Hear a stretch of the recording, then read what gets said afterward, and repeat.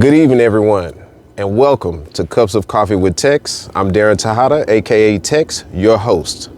Today is the debut episode of Cups of Coffee with Tex, Grown Man Conversations, being uncomfortable or comfortable rather, having the uncomfortable conversations. Today I have a guest. Introduce yourself, sir. How y'all doing? My name is Shannon Jones, and since we're doing AKAs, aka Bubba, I'm just here to have a real talk with Tex. We haven't discussed the topic ahead of time, so I'm pretty sure it'll be a good one. All right, well, first off, we're gonna light up today. So for the first one, we're out here frying turkeys for Thanksgiving, so happy holidays to all of you. By the time you see this, the holiday will be over, so hopefully you had a good Black Friday and Thanksgiving as well. Give me 1 second here. You got your own? All right, good deal. Yeah. Good deal. Okay.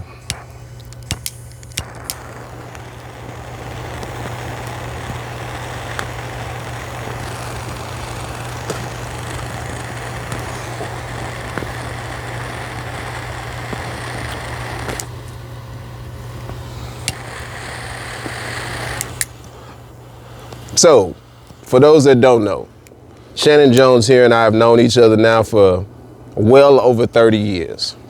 We met a long time ago in middle school. And while we're on that particular subject, Shannon, would you like to go into how we actually met? Well, like you said, it's been over 30 years.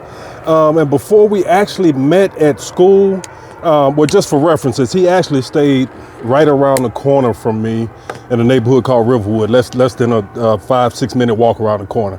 But anyway, our first meeting was in Little League football. We both played Little League football for a certain league, and we played on opposite teams, and we were playing one day. And just so happens, my man Tex here, he was playing center for one team. And I was actually playing linebacker and nose guard for the opposite team.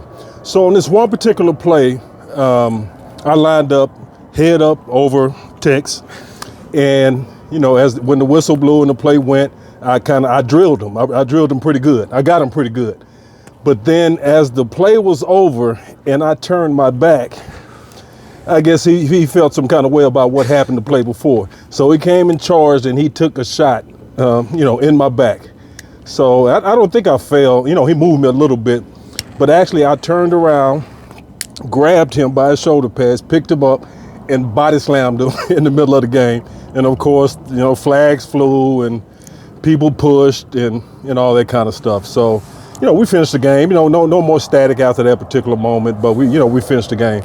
And then I'm not sure if we talked after the game or not. Did we I don't think we talked after the game. I think it was more of like I don't think we really did nothing after the game. I don't even remember who won the game or nothing like that. I just know the next day we went to school and we went to class and we looked at each other like, hey man, was that you? Was that you?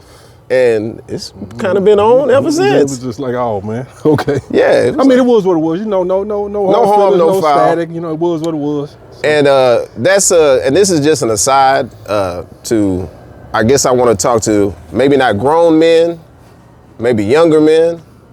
You do not always have to pick up a pistol. You can make your best friend throwing them hands. Get your knuckle game up, join a boxing gym, do some Muay Thai, whatever it may be. Tired of seeing you guys lose your lives in the streets because you can't take that L. Yeah, pistol, that's the easy way out, man. Easy way out. That's a very easy way out. So, with that being said, we've been through a lot together, whether it be, marriages, divorce, losing parents, and for some odd reason, we always seem to, meet back up at a certain place. Yeah. However it may be, whatever may be happening, you know what I'm saying? We've always been, been to each other's houses and different things of that nature. But what I want to talk about today is how my addiction, for those that don't know, I've been sober for over 7 years, but prior to that, I was a wild man. So I wanted to know what that looked like from your end, looking at your friend and not knowing really, like, what was going through your mind, like, when you first, like, okay, is he just drinking a lot, or is he what's wrong with him? Well, I'll kind of go back a little bit. And of course, we were like regular high school students. We weren't age, but we were able to acquire drinks. However, however that was done back in the day. Back then. So anyways, and now that I think about it, me and Tex's relationship, it probably is unique, and it's probably a little bit different from maybe some of his other family members or spouse or ex-spouse or whatever, because it seems like most of the time when me and Darren were together and we were drinking or whatever, we were in a social setting. We were in a drinking type of thing. So, I know he drank a lot. And to be honest, I drank just as much, Right. And it was kind of like a social thing. And all the way through high school, it really didn't seem like a big deal to me. But of course, we went to separate colleges. Darren went off to University of Texas, and I went off to the West Coast and went to USC. And we would only hook up, during the summertime, either when I would come home for a break or something like Right. that. And again, when we hooked up, it was in a social type situation. We were going out. We weren't like just sitting around the house and all that kind of Right. stuff. We were going out to places where drinking was going on. Again, he drank quite a bit. I drank quite a bit too. So it really didn't click to me. And, as you progress through everything, we went through college, and we didn't spend a bunch of time together, but just when I was in town, he was in town. Okay, fast forward to when I guess we were out of college, and got married and stuff. Same thing. Most of the time we hooked up, it was a social situation. But the thing, or when I knew it was a problem, or when it was kind of became a problem for me, I don't know if you remember or not. It was maybe 2004.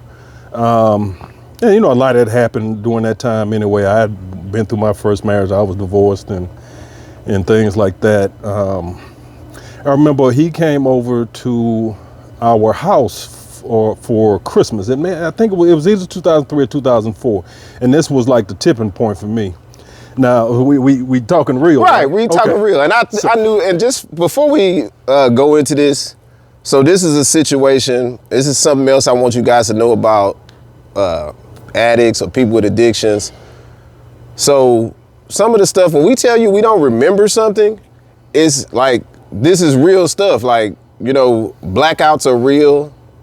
Different things are real in regards to like losing stretches of memory and whatnot. And it's not just due to age. It's just, we do things and we alter our body with chemicals. For me, it's mostly weed and alcohol, just so, everybody's clear on that. Not saying I haven't done any other drugs. I'm just simply stating those were my drugs of choice that led me down the path that I was led to. So this particular, what he's about to talk about is something I've been wanting to kind of talk about for some years, because we've never really talked about it, but I will pass it back over to you, sir. Okay. And again, man, it's my boy, it's my buddy. We've been, one of my best friends in the world. I don't really hang with a lot of people, maybe 3-4 people max, and, he's one of them. But anyways, Christmas. Came over, we were celebrating, of course. Again, it was a social situation again. We were drinking, hanging out, laughing, joking. And as the night progressed, it kind of just kept going. And this memory sticks in my head. It's a vivid memory that I have. I was drinking, I was laughing, I was doing something, and I looked away, and then I looked back, and I saw Tex by my Christmas tree. And might I say, my Christmas tree with all my gifts for my kids, my girlfriend, and everybody else, a nice, beautiful tree. And for whatever reason, I think Tex thought he was in the woods. So I saw him unbuckling his pants and getting ready to evidently... Oh, go ahead. Okay. Do we want to pause? Okay. Nah, go ahead.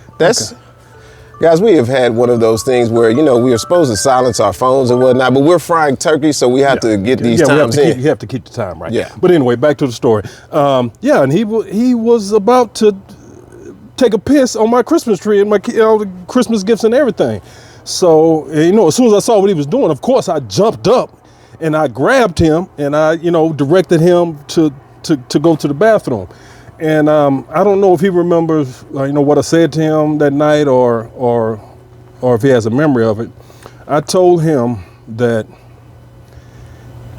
he can never come over my house if he's been drinking, or if we're going to drink. We can. I mean, you grown. We can do what we want to do and do whatever somewhere else. But from that point forward, I told him, hey man, no, you cannot come to my house to do that, because if that would have, if that would have went down, if it would have happened like it was about to happen, that would have been a not good situation. So I got you. I just kind of leave it at that. So with that being said, and I don't know if I've ever apologized for it or anything. So you did, you did several times. Okay, I mean, I'm just saying, but I want this to be a lesson to people that things happen, but you can come back from these particular things. You know what I'm saying? First of all, let me just say, for me to even be sitting right here is just a blessing in the fact that, everybody ain't gonna treat you like that. All the people that I used to know before I was sober, I'm not around all of those same people. Some of them by choice, just because it's some people I just don't want around me, because I got a certain type of peace that I have now that I'm not gonna give up for somebody else. And that's not saying that those people or persons or places gonna make me drink or anything like that, but it's just easier for me to say, hey, I ain't gotta be there. You know what I'm saying? Mm-hmm. So with that being said, the other thing that I want to talk about was, so when I did get sober, let me state this. Even after that, so that was 2004. I've only been sober for 7 years. So I went through a whole nother 9 years of stuff like that. You know what I'm saying? Not just with you, with other family members and, things like that. By the grace of God, I ain't never had like no accidents and cars or whatever. Or I had a couple of Rudy Tomjanovich type accidents, just a one car type thing, and I could just burn off or whatever. But, this is not the only situation I've had like this. And I've had more talks like this than most people would know, but this is the first time I'm having a talk like this on camera, especially with somebody, who I consider, he's a good friend to me, but he's more like a brother to me, just because, we was the same age. We did a lot of the same things. A lot of our first or whatever was, having a kid, talking about stuff like that, all that kind of stuff we did together. But what was it that made you say to yourself, like, okay, I see Tex now, he seems to be in a better place. Was there anything that you noticed about me, or was it just, you knew I was sober, or you just like, because I remember one day, and it didn't even seem like a big deal at that time. It might not seem like a big deal to you, but it seemed like a big deal to me. One day we was talking, he's like, hey man, you should come by one day. And that felt like really, like that was a really big thing for me. You know what I'm saying? To know where I came from with that Christmas tree deal, from there to where we are. Where it came from then. So what did that look like, trying to bring someone back into your life that, for whatever, well, we know the reason why, but I'm just saying, like, when you had to say, hey, you know what? You got to stay over there right now. Yeah. And to be truthful with you, even after the Christmas tree incident, I didn't know it was the level of problem that it actually was. Okay. I didn't know that it was that serious. And of course I knew it was excessive, but I didn't know it was that serious until you told me that, hey, man, I'm going to get sober. And, I don't know if you remember or not, we never stopped being friends, and we never stopped seeing each other. I never said like, oh man, I don't mess with you no more. I never said that. So as far as that goes, I don't remember us coming to that type of situation. But at the same time, when you said that you were going to get sober, to me, I'm not like, you know me, right? So I'm not like most dudes. Most people when they see someone trying to do something positive for themselves, they apply pressure to them. You know, it's like, oh, you ain't drinking no more. Oh, you a sissy. Oh man, you can't even have one little drink. You can't. Come on, man. It's a special occasion. Let's drink some. No, he told me that. First thing I thought in my mind, I tell you what, I will not contribute or ever be the cause of him going back to where he's trying to get away from. So and to this day I still drink. So I'm not saying I wouldn't have a cup of drink around him, but I wouldn't put any temptation in front of him to even make him want to do something like that. That's just the kind of person I am. Look, we're all grown, and if that's what you want to do and that's what you decided, man, I'm with you 100%. So I was happy that you did that. And it is what it is, man. People make their decisions, and we grow, we learn, we move on, and take our lumps however we get them, and the thing that kind of bothers me is that I know how much of a talented guy you are. Even earlier today we were talking about, right. I was saying that you should have done radio or TV or whatever from the beginning, but like you said, it was a lot of time lost taking your lumps, and how life deals out the lumps. You have to just deal with them and get to where you need to get in order to do what you're supposed to do. So, that's about it in summary. We never stop being friends, and so I want to talk on that particular point too. So now, this is my guy right here. So he basically stated we never stop being friends or anything like that. Now, the one thing, and you don't know this about me per se, you might know or whatever, but sometimes we'll put something in our mind, like, okay, well, the person don't want me to come to their house. And I'm not saying that we stop being friends, but it's just more of a, like, maybe I put something in between there. You know what I'm saying? Just kind of like, okay, I gotta watch myself around, you know what I'm saying? Like, what I do, and, because I took into account, hey man, you got, because at the time your kids was little, you know what I'm saying? Like, you know what I'm saying? So he had little kids around, and I just couldn't. So it was probably more me being, just, for those that don't know, I'm kind of a loner and a homebody already. So, it's probably more me just pulling away and not really being cognizant of the fact that, hey, you still my friend, and you're not really putting all that on me. I'm putting it on myself.